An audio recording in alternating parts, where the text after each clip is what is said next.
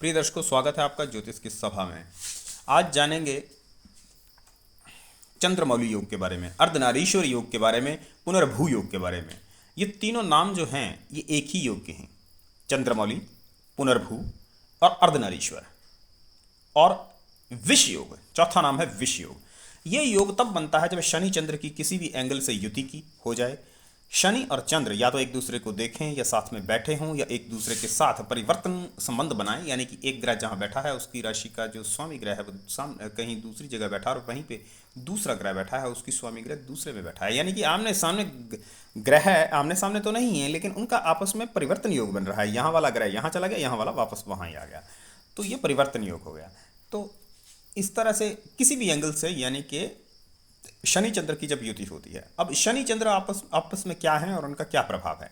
शनि और चंद्र ये है भगवान शिव और पार्वती का मिलन, काली और शिव। काली और शिव कहें तो ज़्यादा अच्छे से समझ में आएगा।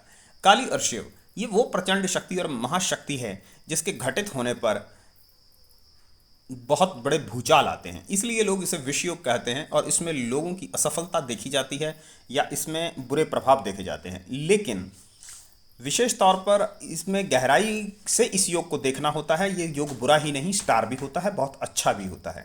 जैसे कि अगर चंद्र और शनि घटित हो जाएं किसी उच्च स्टार को लेकर के, फॉर एग्जाम्पल शनि अगर कुंभ की राशि में हो, चंद्र शनि की जहां युति हो रही है दोनों की वो कुंभ की राशि में हो, या कुंभ की राशि का विशेष प्रभाव उस पर हो, यानी कि कुंभ की राशि के साथ परिवर्तन योग है। कुंभ की राशि में दोनों स्थित हैं किसी भी एंगल से, क्योंकि कुंभ की राशि बड़ी ही महान होती है। मैं आपको बता चुका हूं, शनि की दो राशियां मकर मकर मकर जो है उसे अच्छा नहीं माना जाता, जबकि कुंभ कुंभ बड़ा ही महान है, परमात्मा का परिचायक है। अब ये अर्ध नारीश्वर योग, चंद्रमौली योग और पुनर्भू, पुनर्भू का मतलब होता है पुनर्भू, यानी कि एक बार उसमें असफलता प्राप्त होकर दोबारा चीज को घटित होना, दैट इज कॉल्ड पुनर्भू। तो पुनर्भू योग अपने आप में विशेष होता है। पुनर्भू पुनर्भू एक उस उसमें विघ्न आएगा, परेशानी होगी, लेकिन लास्ट में वो चीज सफल होगी, ये निश्चित तौर पर है। तो इसको असफलता तो नहीं कहा जा सकता, इससे आप संघर्ष का नाम दे सकते हैं कि ये एक संघर्षमय सफलता का योग है, लेकिन अंत में इसको सफलता मिलती है योग को। ऐसा नहीं है कि सफलता नहीं मिलती। रावण की लग्न में ये चंद्र शनि है, जबकि भगवान राम के लग्न में गुरु और चंद्र है।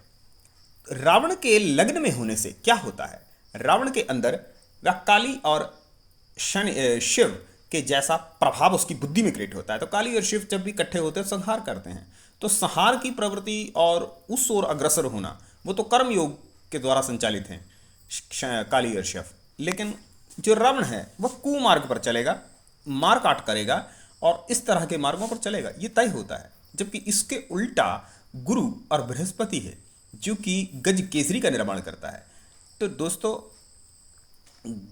जो अर्धनारीश्वर योग है इसके अलावा और किसकी कुंडली में घटित है, सुशांत सिंह राजपूत जो जहर खा के अभी मर गए, उन्होंने डिप्रेशन की वो गोलियां खा रहे थे। ये योग डिप्रेशन कराने का पक्का कारक होता है, क्योंकि शनि डिप्रेशन का कारक है और चंद्रमा मन का कारक है। जब मन के ऊपर डिप्रेशन जैसी स्थिति बनेगी तो उसी को डिप्रेशन होगा। जैसे ही सुशांत सिंह राजपूत की उम्र 35 को क्रॉस की, जो कि मैं बताता रहता हूं कि 36 से 42 शनि का समय होता है, लेकिन ग्रह जब दूसरा और उससे पीछे ग्रह बीतता है 33 तक, कौन, बुध, 32 34 उसका टाइम होता है। और जब कोई ग्रह नहीं चल रहा होता तो जो आने वाला ग्रह होता है वह अपना एक साल पहले ही प्रभाव देना शुरू कर देता है। तो उस वक्त प्रभाव शनि दे रहा, शनि राजपूत को, सुशांत सिंह राजपूत को अपना प्रभाव दे रहा था, और उसी प्रभाव के कारण उन्होंने वो डिप्रेशन की गोलियां खा रहे थे और लास्ट में फांसी लगाकर मर गए।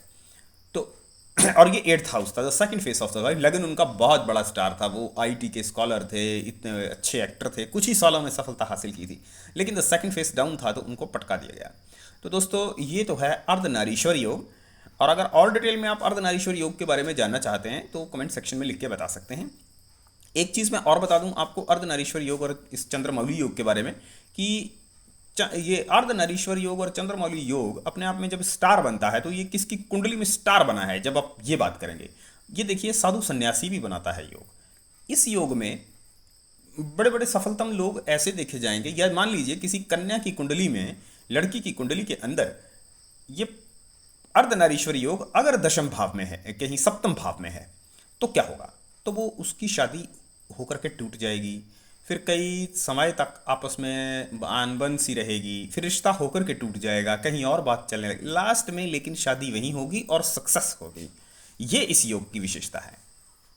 लेकिन आप शुरू में बोलें कि बहुत बड़ा तीर मारेंगे, तो ऐसा नहीं है कि वो बहुत बड़ा तीर मार रहे होंगे। ये तो था दोस्तों अर्धनारीश्वर और पुनर्भू योग।